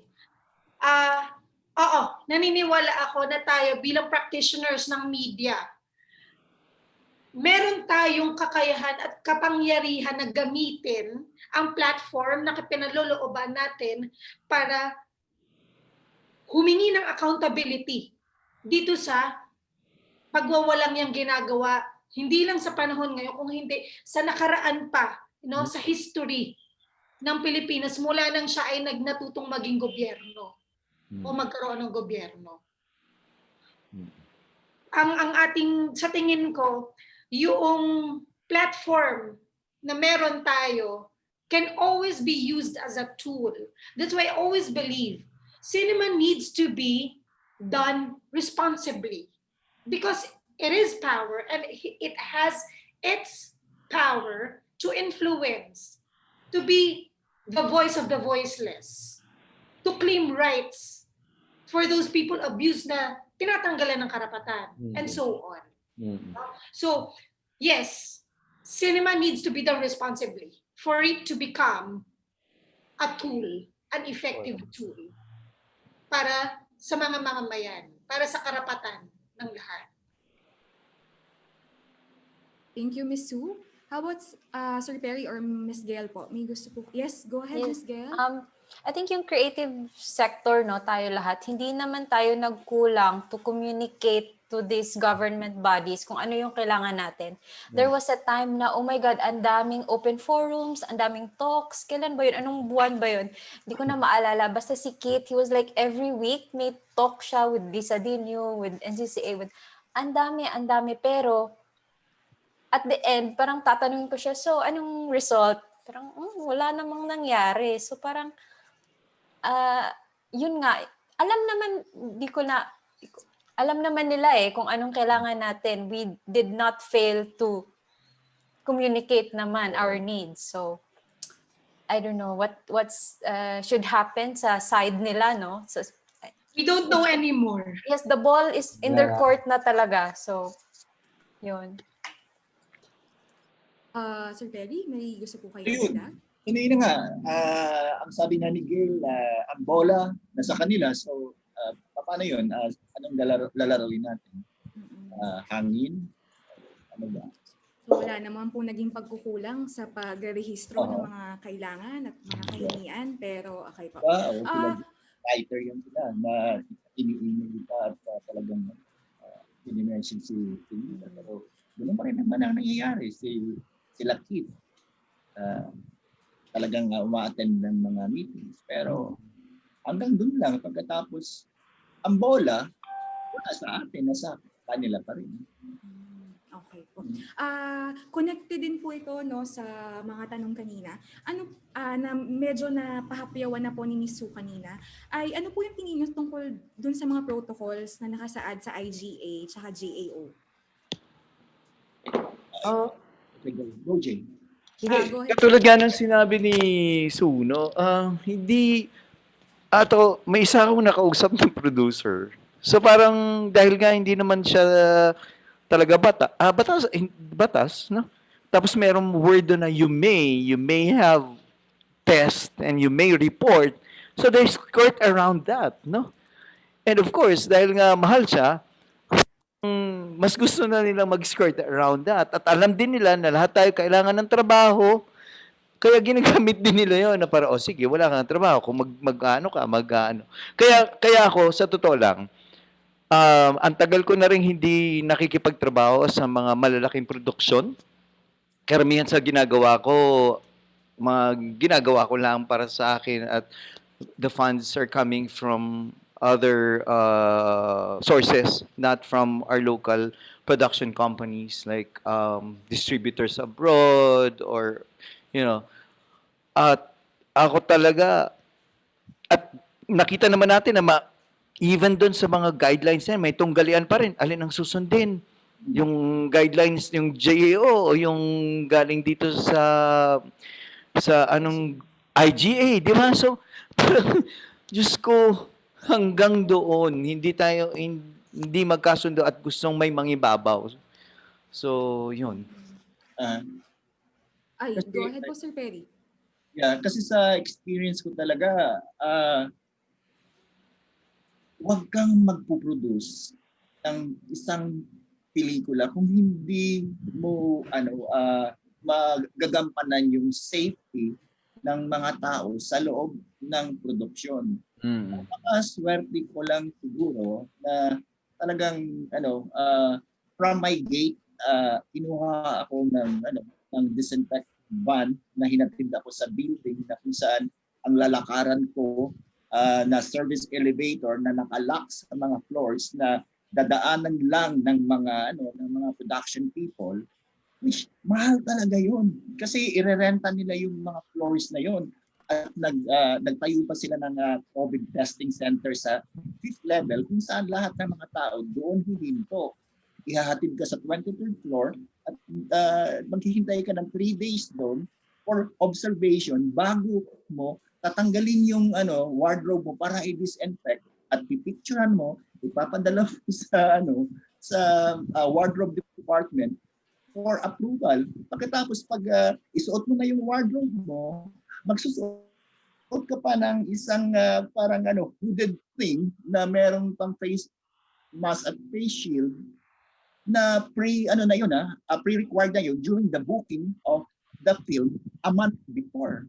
So, yung mga tipong ganun ba na ina-assure yung worker na safe ka sa workplace mo. So, yun. At magagawa lang yan kung may pera yung production na talagang wholeheartedly na talagang sinusunod niya, hindi ba ngayon protocol ng kung kanino protocol nila yon na dito ka pagkatapos ng shoot mo, ang pad mo, yung room mo mismo. Tatawagan ka ng continuity script continuity person kung ano yung next na wardrobe, ano yung next na at saka susunduin na uli ng production people para ihatid ka sa set na winock in na ng stand-in at ituturo na lang sa iyo yung So ang daming ganon. Yun yung mga siguro dahil earlier protocol yun na gawa lang nila, which sobrang okay na, and every 2 hours pa may umiikot pa doon na mga nambabaril ng ano, di ba? Binabaril yung utak mo para sa temperature. So ganun sila kamaingat no mga unang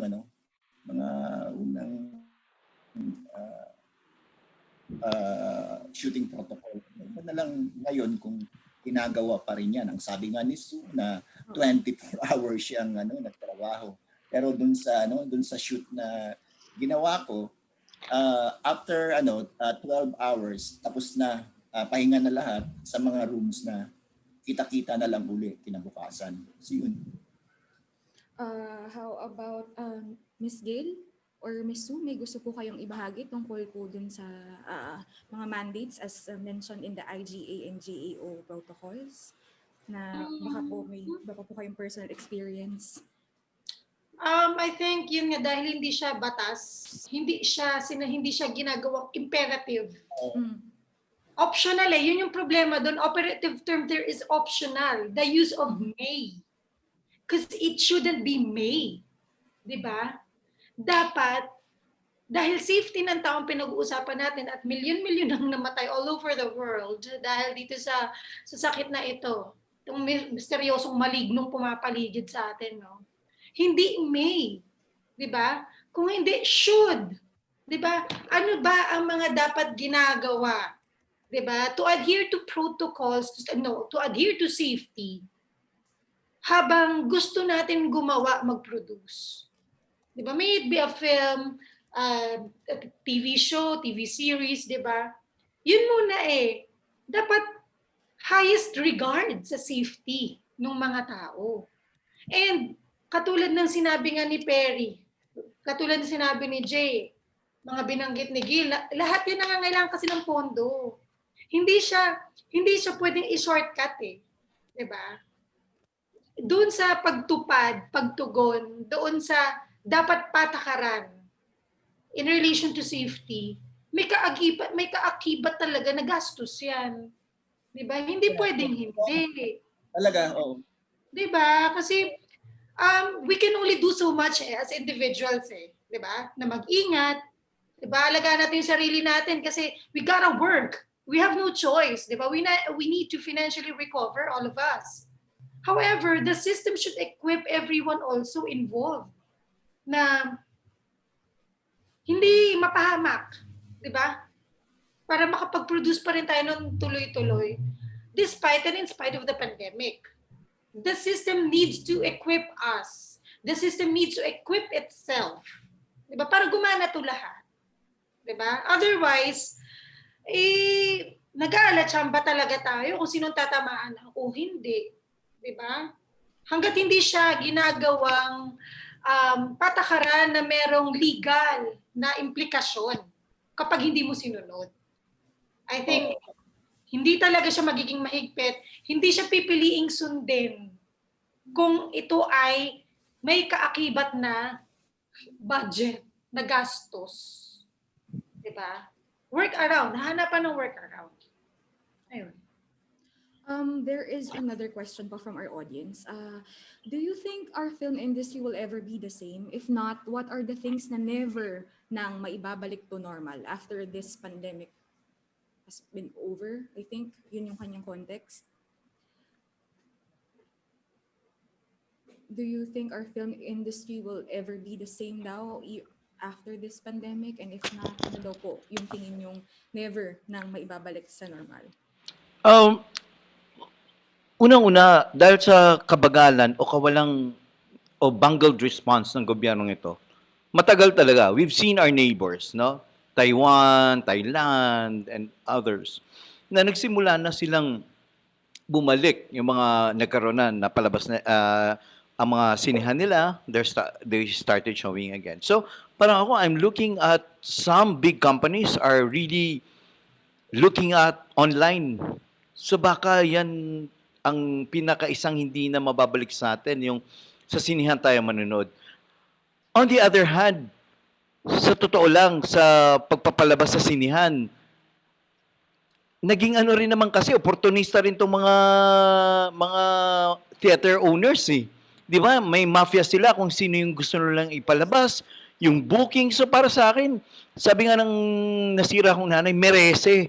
Parang ngayon, okay, we'll go online. But yeah, it's one thing na tingin ko hindi mababalik na. At tingin ko rin, dapat hindi na rin tayo talaga bumalik sa dati kasi nga nagkaroon tayo ng isang malaking kaganapan, isang malaking catastrophe, no? Even ako ang inaano ko, even our stories should acknowledge it, no?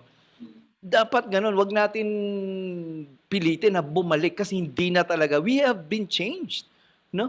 By this pandemic, we have been changed by this Duterte administration. Thank you. Jay, sige po, may gusto pa po magbahagi regarding sa tingin ko mga practices or processes na tingin na ngayon, even after the pandemic ay hindi na mababalik sa normal po? Yes, Miss Sue, go ahead po. Definitely, I agree with Jay, no, na itong pandemya na inabot natin sa lifetime natin, may binago na yan sa atin sa loob, sa labas, sa atin bilang individual, sa atin bilang kabuuan ng sistema.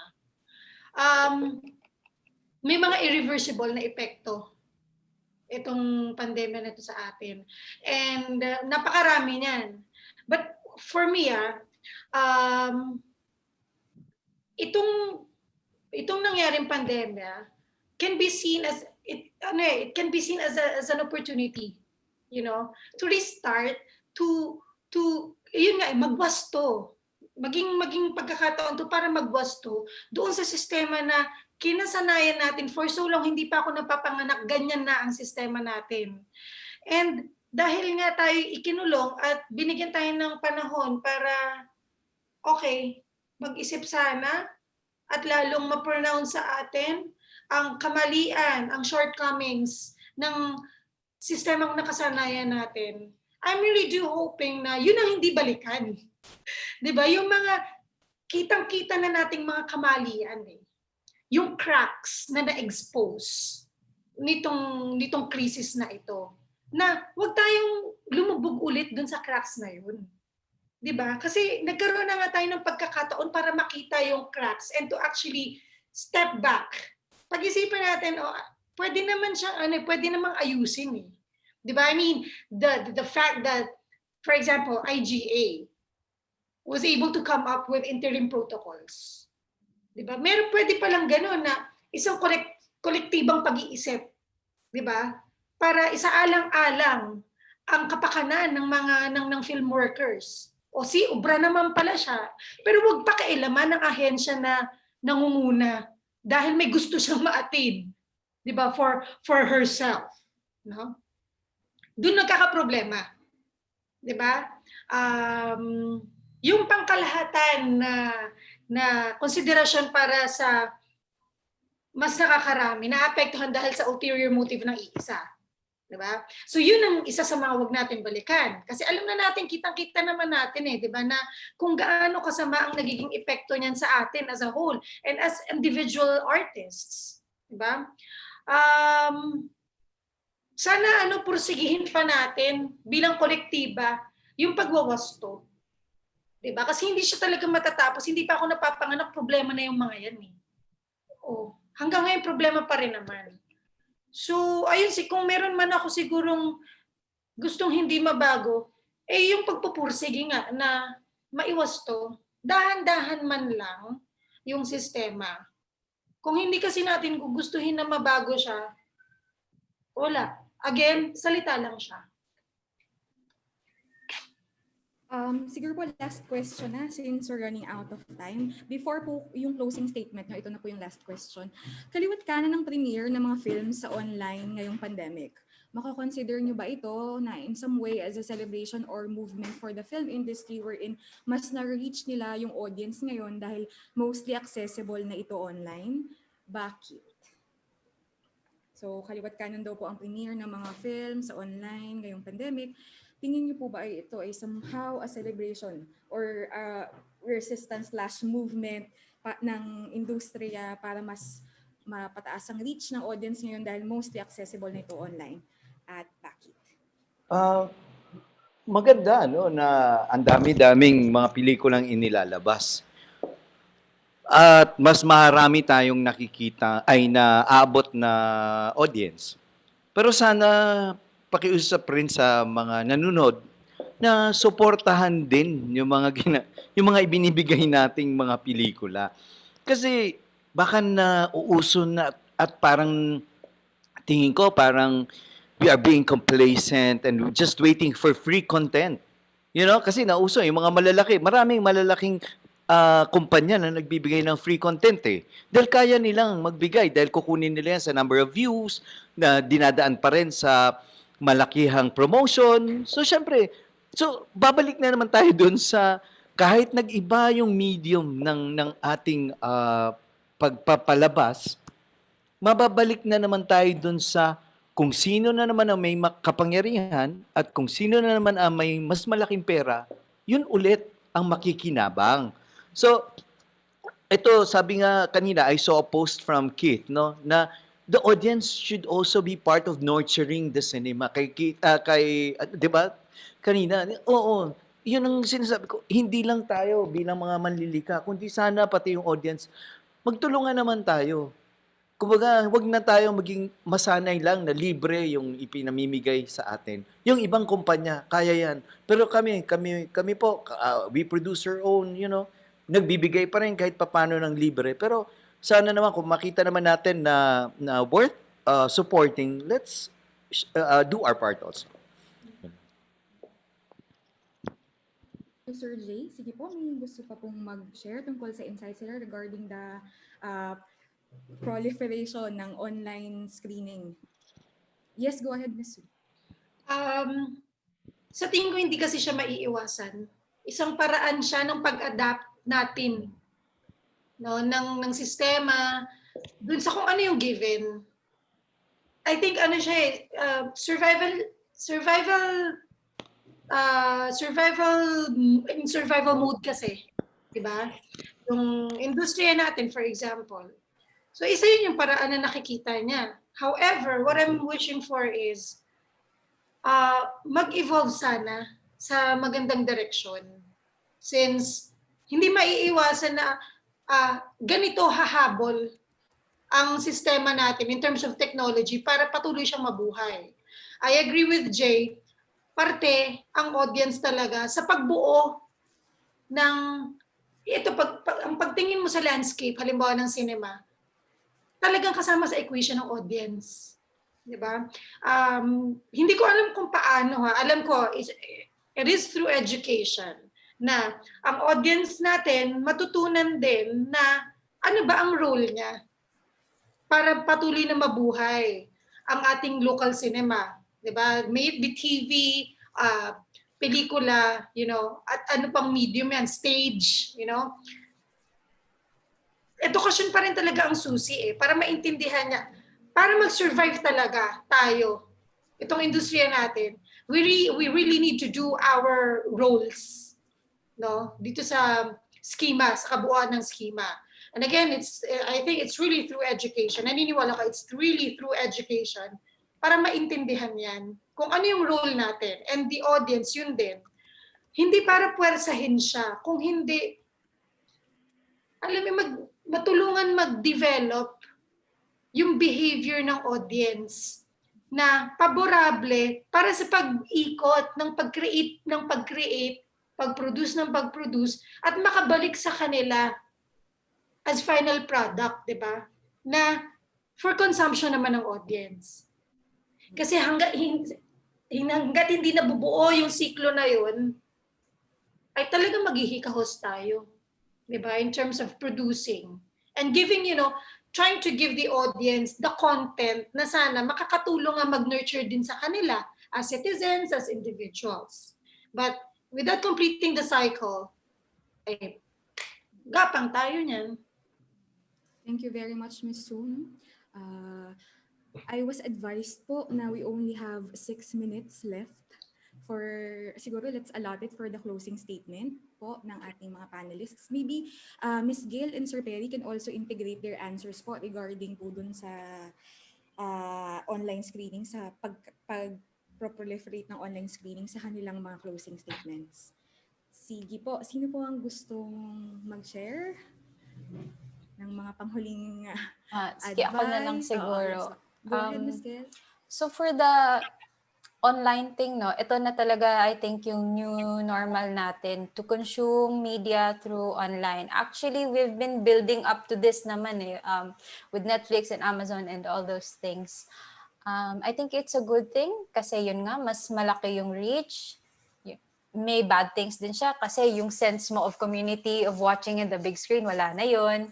Of course, I think it's just a matter of adapting na lang, making the best of everything that we have. And actually, hindi naman siya super laking issue locally. I think the question of the online premieres is more of international kasi I know the big festivals are having this debate, no, of like, so ano na nangyari sa system natin of the world premiere, international premiere, regional premiere? This is what they're debating right now. Kasi if your film is online, ang daming, I don't know, ang daming nangyayari ngayon nga if your film is online on that country, wala ka na, ang daming ganun. Pero nationally, sa level natin, if your film is for consumption, nationally, I don't think it's a big thing. So yun lang, making the best out of our own situations, our own personal things. And actually, lahat ng mga protocols, hindi naman siya umaabot sa regional. I know, I wrote a documentary for Aboitiz. Isushoot siya at the end of this year. I asked the production, so anong ginawa ni FDCP to do your protocols? Sabi nila, actually walang reply kasi FDCP cannot dispatch someone to go, wala. Pupunta sila sa Lumad area, no, walang pumupunta doon. So it's really a personal thing na lang to protect yourself, to protect your crew, keep it small, keep it minimum. So yun, kanya-kanyang buhatan na lang talaga. So yun. That's it. Thank you. Gail, sige po, sino pong susunod na magbabahagi ng kanilang closing statements? Miss Sue? Go ahead po. Siguro bilang pagsasara nitong usapin na to, no, nung session na to, extra ingat lang talaga tayo lahat. Kasi wala tayong choice eh. Kailangan nating magtrabaho, kailangan nating gumalaw, kailangan nating mag-ambag, mag-contribute, di ba? Dito sa pinili nating craft, pinili nating buhay. So, ang katotohanan, the government cannot support us enough, or I don't know if, I'm not even sure if it wants to support us. Diba? So, ingat tayo extra kasi gugustuhin natin na marami pa tayong magawa. Diba?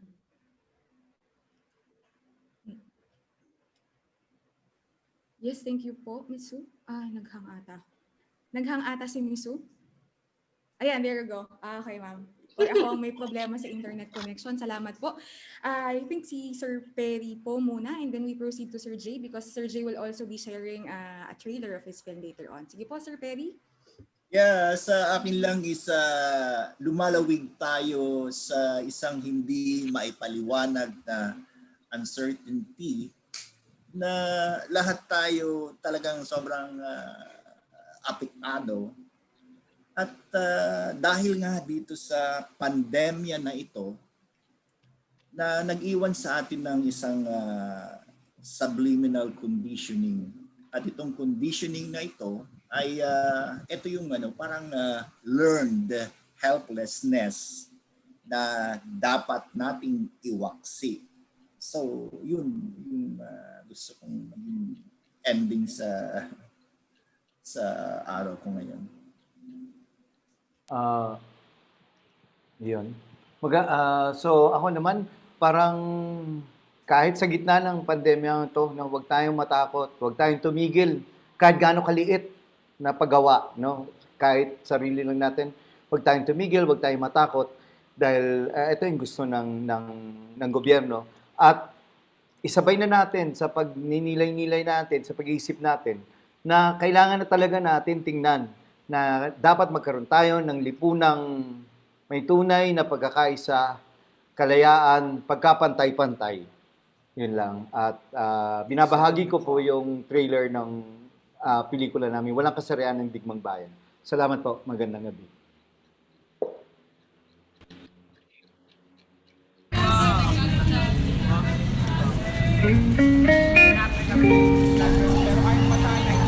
Isulat natin ang pagkakaisa. Unang gagawa at magsasaka. Ating sandigan sa pakikibaka. Usap ang bansang demokrasya. Silang nagtataglay, tunay na lakas. Hindi siya madali. Natutulog sa imperialismo, burokrata, kapitalismo, feudalismo. Sana naging mas matapang ako. Ako mismo ang papatay kay Duterte. Pumapatay, silang mga salot pumapatay. Pero bakit nangyayari yun? Bakit hindi normal yung pagtingin sa atin? Kahit taal na ito sa atin, kahit matagal na may transgender sa Pilipinas, bakit nangyayari siya? Minahal mo ba siya? Ang bahala kayong dalawa. Sabi na nun, alis na nasagot.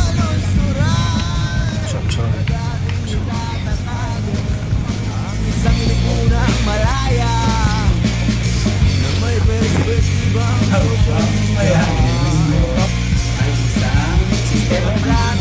Pangarap ko po talaga maging pulis. Addiction. malaya. Para sa mga biktima ng tukhang at EJK. Wala sa inyo sasagot. Hanggang mabawi, hanggang mabawi.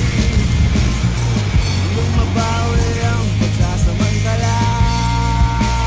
Isang revolusyon ay isang pag-aalsa kung saan ang isang uri ay napapabagsak ng isa pa.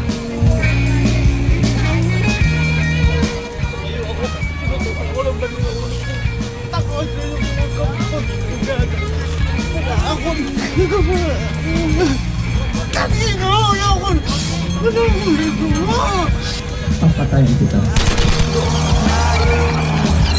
Parang alon tayong susulong. Pupupupin at palalayain natin ang kalunsuran. At ating itatatag ang isang lipunang malaya na may perspektibang sosyalista.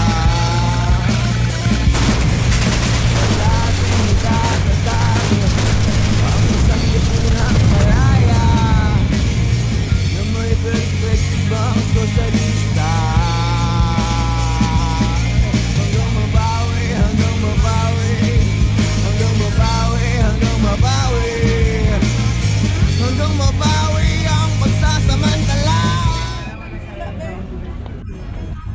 Congrats, Jay! Salamat. Nais ko pong Salamat. magpasalamat sa ating panelists. Ang dami po nating na-discuss at actually na-tackle tungkol sa film production, distribution, at consumption, sa mga naging kaibahan at yung current pa rin naging problem. As in, evident problems pa rin kahit na meron noon at mas nakita lalo ngayon sa pandemya. So ang dami po namin natutunan. Thank you very much po. And of course, we also would like to thank our audience. Ang dami nating attendees for this panel discussion. Salamat po. Thank you po, you. Miss Sue. Salamat, Thank you po, salamat. Sir Jay, Sir Perry, and Miss Gail. And then of course, I would like to end with a statement na na-mention nga ni Sir Jay kanina, how film workers are essential workers at kailangan nating alagaan ang nag-aalaga sa ating kaluluwa. And we have to give them proper compensation and we have to also care about their mental health. Okay Yes. po. And some closing statements lang po. Peliculture is presented by UPLB Peliculab of the Department of Humanities, University of the Philippines, Los Baños, in partnership with Pasalidahay. It is co-presented by the National Commission for Culture and the Arts and the Film Development Council of the Philippines. We would also like to thank our sponsors, Manila Times, Take Off Philippines, Inquirer, Inquirer Pop, Umalhokan Incorporated, UP Alliance of Development Communication Students, UPLB Society of Chemical Engineering Students, UPLB Chemical Kinetic Society, Society of Exchange Students, UP, 24 Frames, The Rhetoricians, UPLB Babaylan, Association of Filipino Forestry Students, UPLB, UPLB in Focus Multimedia Guild, the UPLB ComArt Society. And we would also like to invite everyone to watch our closing program happening tonight at 7 p.m. via the Pelicultura FB page and the Pelicultura YouTube channel. Right after the closing program, we will be screening our much-awaited set of films. These are the short films produced in the month-long Pelicultura Filmmaking Workshop. You can also get to interact with the filmmakers through the talkback happening right after. So thank you once again and have a lovely night. Thank you po sa ating mga panelists. Take care, Salamat please po sa take manonood. care. Take care po. Thank you po. Thank Salamat. you. Thank you, thank you. Maraming Salamat salamat. po.